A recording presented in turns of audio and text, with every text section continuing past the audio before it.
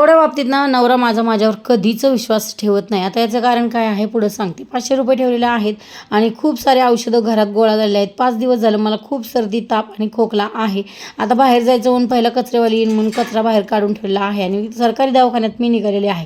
हाच तो प्रॉब्लेम आहे की त्यांना असं वाटतं की किती पैसे दिले ना तरीही सरकारी दवाखान्यात जाते. आता सरकारी दवाखान्यात जायचं म्हटलं की खोकल्यासाठी पहिले तर बॉटल न्यावी लागते. ती भैयाकडून मी बॉटल घेतली आणि भैयाने त्यांच्या चांगुलपणाने आणि माझ्याही चांगुलपणाने धुवूनही ती दिली. या 2 बायकांच्या गुंठेवारीच्या गप्पा चाललेल्या होत्या. इथं 10 रुपयात केस पेपर काढून मिळतो आणि औषधंही फुकट मिळतात. सरकारी दवाखान्यात जन्माला आलेली मला कशाला पाहिजे हो भारी खाजगी दवाखाना. मी आपली साधी सिंपल आहे. 10 रुपयात हे खोकल्याचं औषध आणि भरपूर साऱ्या गोळ्या मिळाल्या.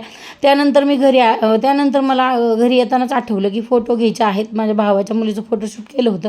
मग सिलेक्ट करून तिचे फोटो घेतले. त्यानंतर मी घरी आले आणि घरी आल्याच्यानंतर औषध गोळ्या खाल्ल्या आणि जेवणही केलेलं आहे. आता चला दुपारचा थोडा आराम करते. राम राम, चला बाय.